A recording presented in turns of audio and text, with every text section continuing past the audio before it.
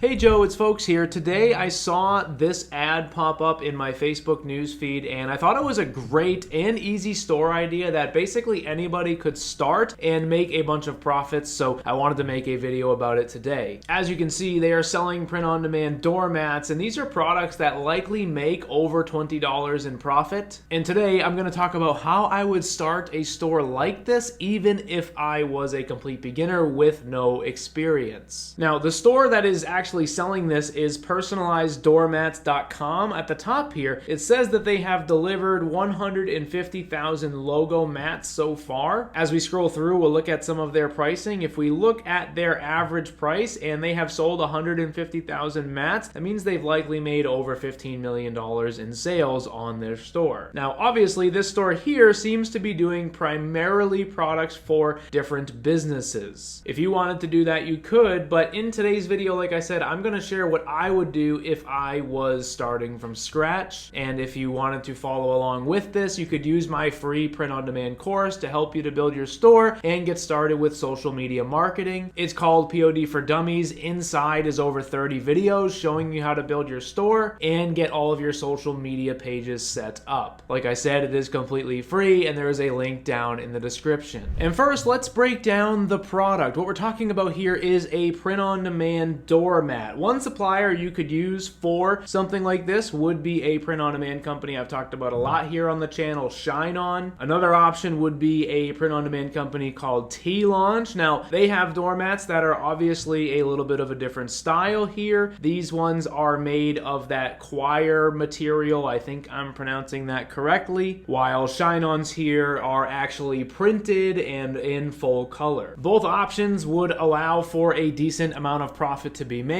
Definitely triple or even 4 times the amount of a t-shirt potentially. As we go through the video today, I'll talk about some things that I would do to make even more profit selling this item, and ultimately you could build an entire store around this product, just like they have done here with personalizeddoormats.com. And some of you might be watching this and asking yourself if this would even be a good strategy, basically building an entire store around a single product. One thing that I have always tried to do since starting print on demand is make sure that my store does something specific well. This is something I have talked a lot about here on my YouTube channel and as I have taught about print on demand in years past. Basically what I am saying is that your print on demand store should be specific. It should not be super general. In most cases, you could either choose a niche or a product to focus on. Essentially, this store here is what's called a product focused store. They sell doormats. That is the product. That is the specific thing that they do well. Creating a product focused store is a fantastic option for people that feel like they have lots of different ideas for a print on demand store, because you are still doing something specific, your product, but you're also having a lot of flexibility because you can sell to many different niches. And technically, you could do this with any print on demand product. I've got several other videos here on my channel, as well as inside of my free print-on-demand course that I mentioned earlier that talk about how to actually go about choosing a great product to build a product-focused store for. So definitely make sure to check those out if this is something you would be interested in.